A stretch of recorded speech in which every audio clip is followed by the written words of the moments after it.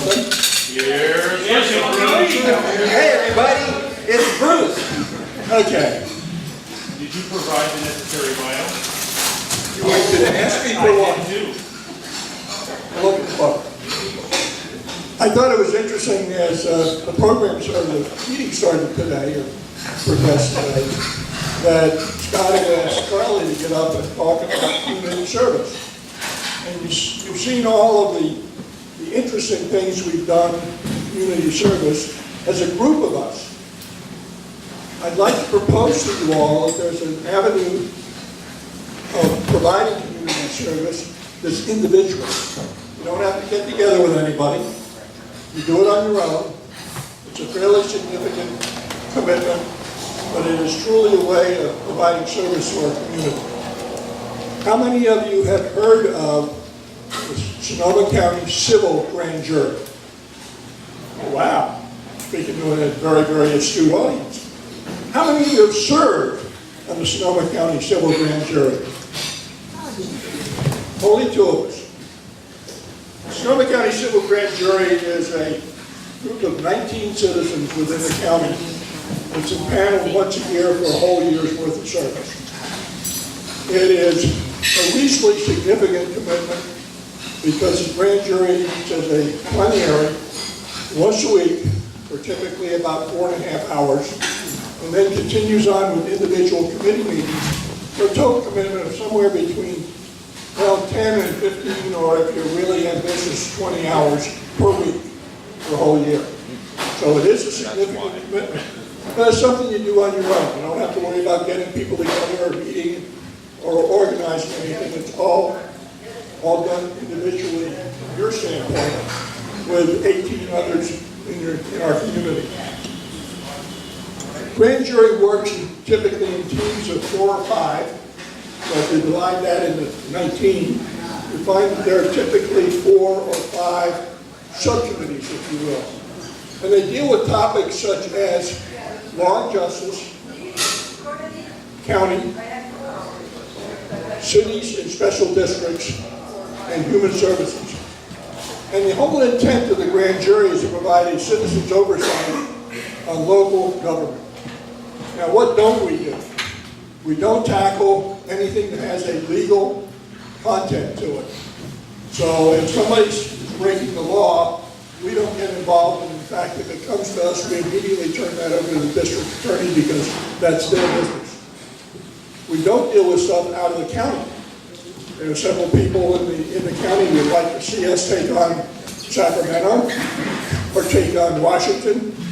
Luckily, that's somebody else's job. We don't have to get involved in it. We receive a fairly significant amount of training to do this, and at that point we start looking in depth at the various areas we're assigned. Now, there are 2 ways that a topic gets brought to the grand jury. One is by one of these committees deciding through their committee meetings that this is something we want to take a look at. The other is by a citizen complaint. Now, the first thing I'll say relative to either one of those is that the grand jury operates in absolute confidentiality, or secrecy, if you will. Everything we do is confidential. We have a room over at Los Guilacos that when we're meeting, the doors are closed, nobody comes in, and whatever goes on inside that room and within our meetings is kept confidential under penalty of a misdemeanor on the law. So if I were to tell you what we were investigating right now, somebody would come and get me and drag me off to jail. I'm not going to do that. Thanks, Scott. The idea really is to provide a positive look at government. Now, sure, we'll examine complaints, but we're not out to get anybody. And in fact, if you look at the annual report, and I brought a couple with me, that I will start around because you're probably bored of hearing me already. No. And this report comes out once a year. It'll come out in June. These 2 are to all the reports. And this is the way that the grand jury gets information back out to the general public. Every report that the grand jury actually files has either recommendations or no recommendations. The recommendations go to the agency that we're looking at. And they are required by law to respond to those to the grand jury. And we started something this year which is kind of interesting. In the past, these reports would come out, the individual recommendations would go to the committees and they respond to them. And the responses typically were put in a file cabinet over in North Gillicos, and nobody knew what they were, other than the grand jury itself, the incoming grand jury typically. We started this year with actually having one of ad hoc subcommittees as reviewing the responses to see whether we agreed with, did they actually respond to the recommendations. Now, an agency can respond in one of several ways. They can say, grand jury, you don't know what you're talking about. Go away. And that can happen. Or they can say, yeah, that's a really reasonably decent recommendation. We're going to take a look at it, and here, with a timeline, is how we're going to respond to it. We're going to make a change in our process. We're going to do something that's going to impact the positiveness of county government in some fashion.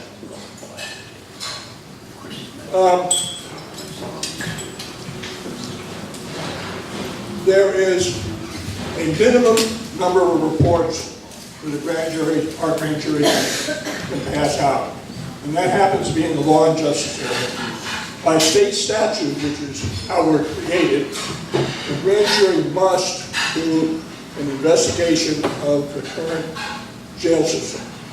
Actually go in and look at the main adult facility, go up and look at the North Coast up by the airport, go and look at the juvenile book, and provide a report on, are these individual facilities providing something which they're supposed to be providing. So they look at things of what programs are there, how are the programs being implemented, and then provide a report which may or may not include recommendations. We can say, hey, you're doing a great job over matter, the main adult detention facility. But one of the fun things that we get as a grand jury is we get to tour the jail. And the sheriff who operates the jail takes us through. And we learn a little bit about how they're doing it. One of the biggest issues we have going on here in the county and elsewhere, and you've probably seen it in the paper, is the use of the jail as a repository for those who have some mental problems. They have a whole wing in our building, a whole building, to house people who are incarcerated because they've done something, but the reason they've done it is they have a mental problem.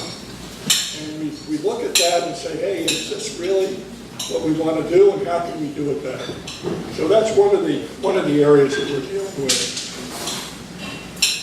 The report, in addition to being formally published, comes out with a summary in the Press Democrat and possibly this year in the Sonoma Gazette, which is basically a summary of what the reports we're putting in the big report.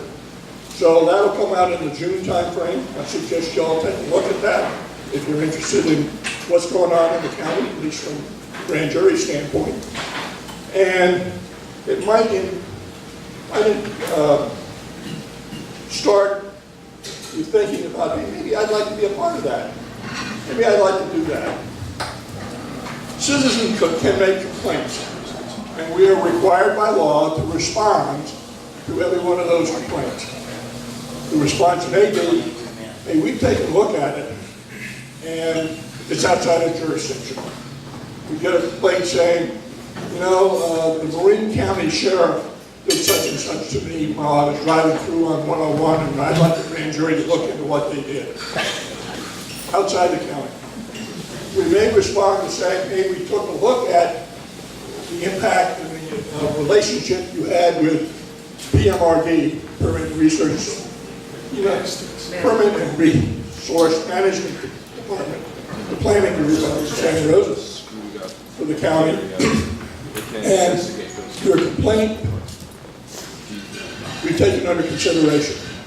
We never respond formally to a complainant to say, this is what the organization did. So we can tell you we didn't do anything, or we've taken it under consideration, and we've closed it because we found you've got a valid complaint, and we've taken that to the agency, and they are working on it. Complaints can be anonymous, but I'll tell you very honestly, from the standpoint of a member of the grand jury, it's much easier to look at a citizen's complaint if you put your name on it. Because at that point, we can, as a grand jury, go back and do an interview with you as a complainant, confidential, to find out, okay, you wrote this stuff down on a sheet of paper. What did you really mean? What were the circumstances around your complaint? And these interviews may go on for as much as 4 or 5 months during the course of the year. It's not simply, it's a one-shot deal, but we may in fact go through and go talk to the agency that's involved. We get some feedback from them. We go back to the complainant and say, and we don't tell them what we heard from the agency. Confidentiality again. But we say, we'd like you to clarify what you meant by in your complaint.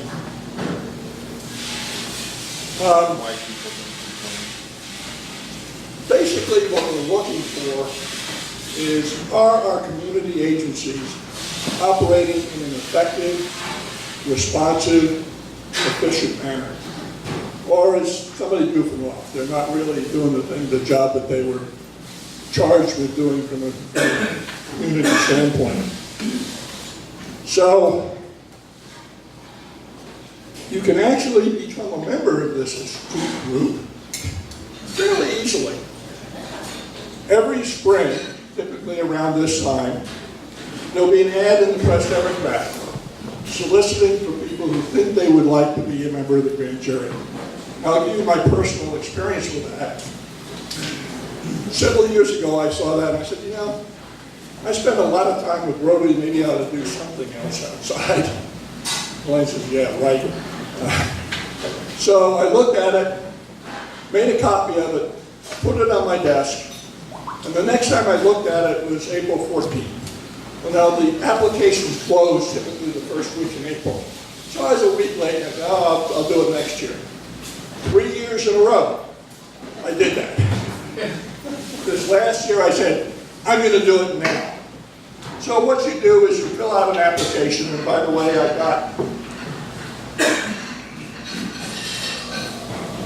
got some request sheets up here if you want to get an application. And I've still put it over on the table over there.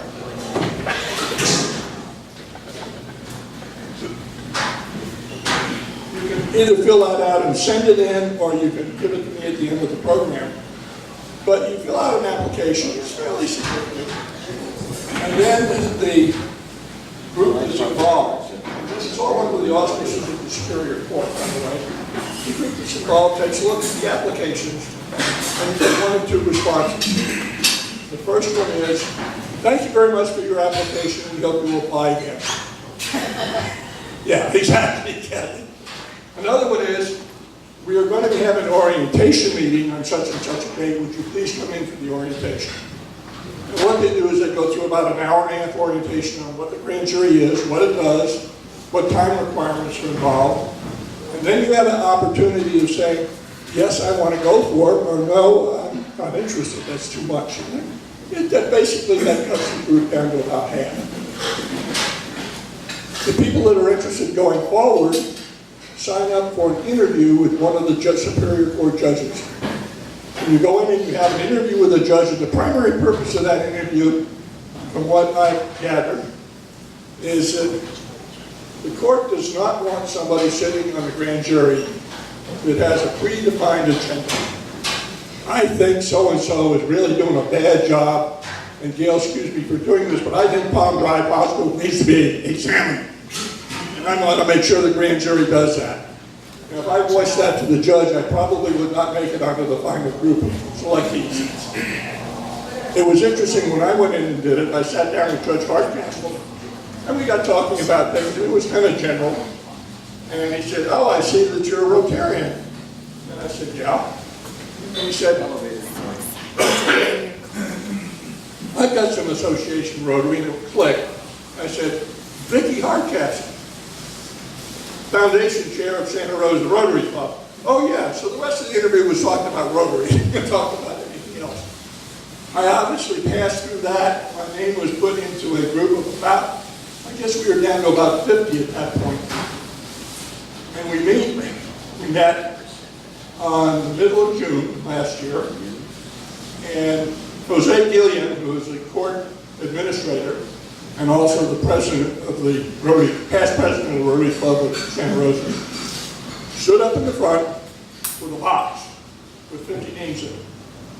And he starts pulling names out of the box. So it's truly a random draw of those that reach that point of who gets selected.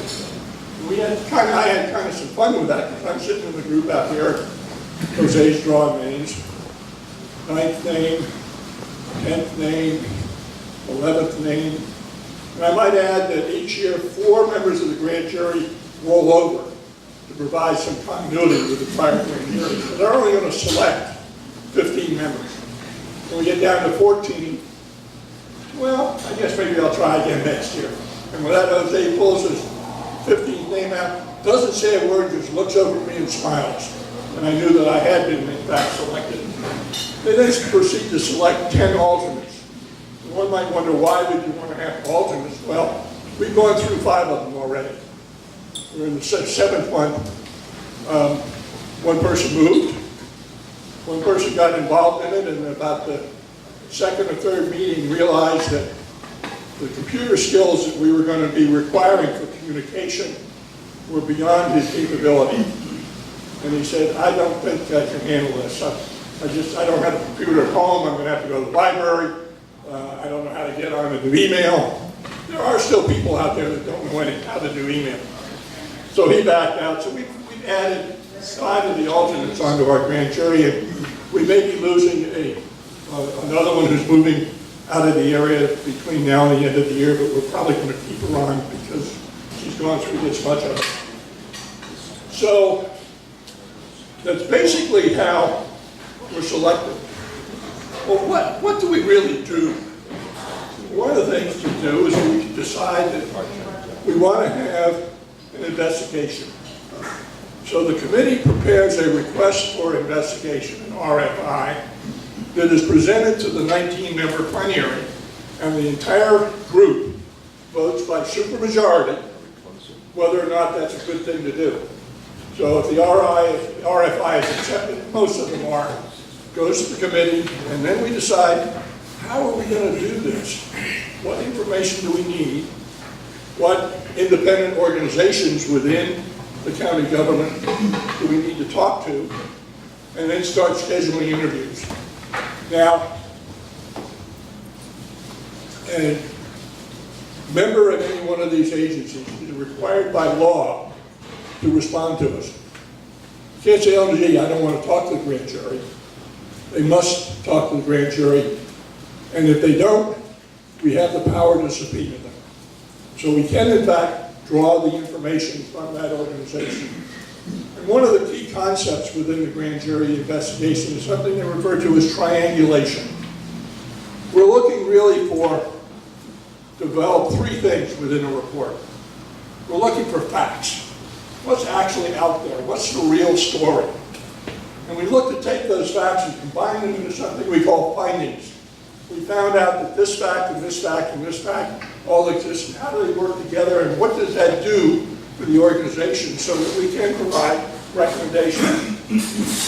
Anything that we put into a report that is a fact must be obtained from 3 sources. So if we do an interview with somebody, Lou tells me, you know, I'm doing such and such a thing. We need to get that information from some other source, whether it's document or another member of their department.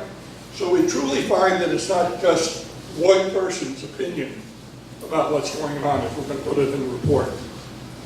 And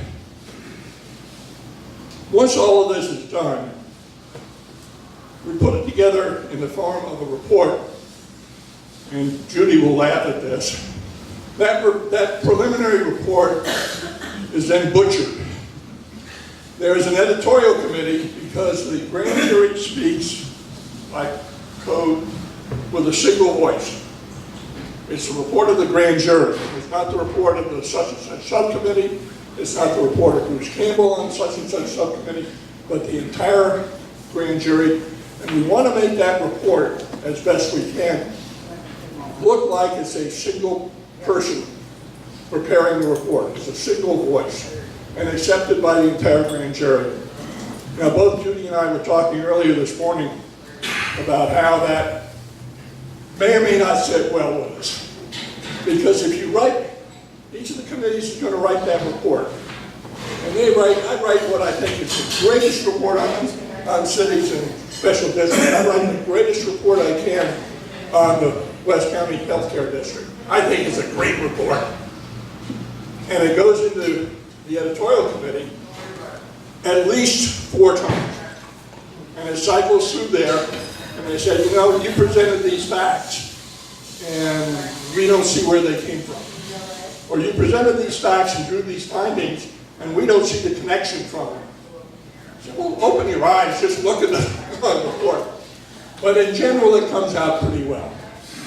And then we finally get down to the fact that we have, in fact, put together facts. We've developed findings from those facts, and we, in most cases, provide some recommendations for the improvement of local government. I'm going to open it up for any questions anybody might have. Do you have staff assigned to you? Sort of.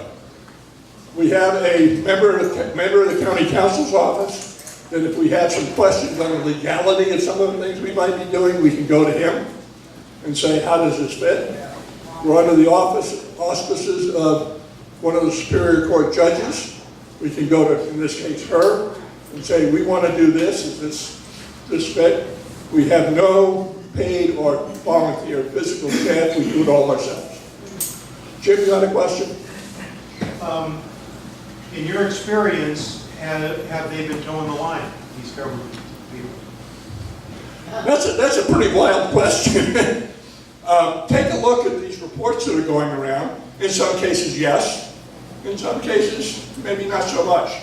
One of the reports that came out of last year's grand jury was the fact that the county was letting the county law library essentially disappear because they weren't funding it. Now, we'll claim that it had something to do with the grand jury report, but the county came up with $40,000 before our report was formally published. Some of the times, just in the interview process, it's county government looking at themselves and making some changes. I know that it's a real broad question, so the answer is sometimes yes, sometimes not. Jerry, and then PJ. Yeah, well, I can, relating to your last statement about all of a sudden money popping up, as a former county employee, if I knew the grand jury was investigating something I was responsible for, made me a little uncomfortable. Yeah, we see that. And that's one of the reasons why we keep the confidentiality. We typically, if we were going to go into health services and in the environmental area, we would typically ask to interview the head of that department first, whether they may or may not have any real information, but at least let them know that we're looking at the department, and typically ask them, you know, we want to look at this aspect. Who should we talk to? And by the way, when we ask who should we talk to, don't you go and tell them we're going to come and get them. So it's an independent type of thing. PJ.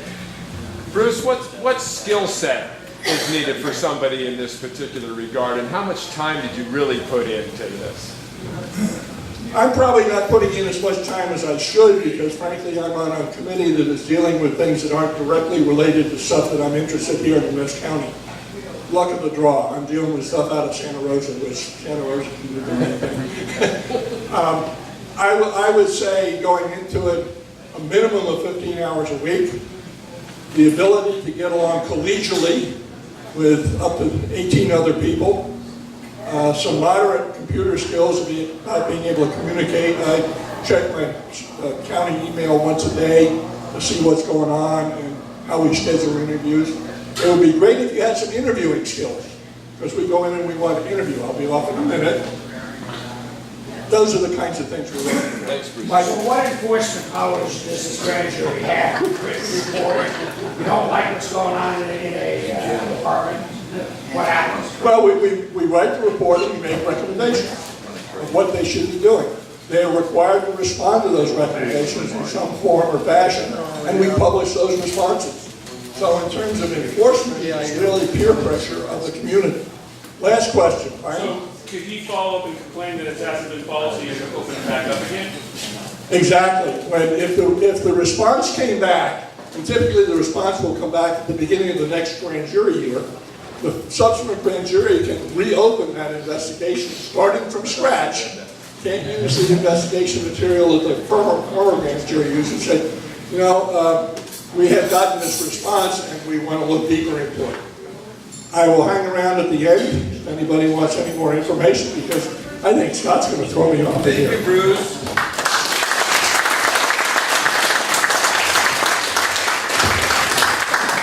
Well done. Thank you. Yeah, what do you do? No. Okay, here.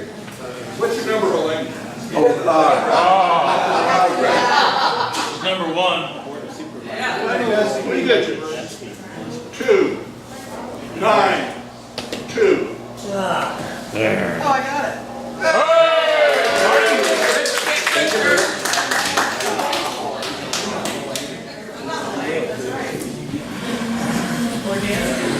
You owe me. Actually, it's Marty. It's one of us. Here you go, here's your chance.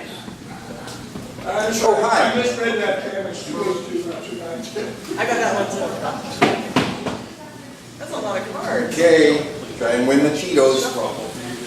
You already opened Did it. it. No, I just seasoned it.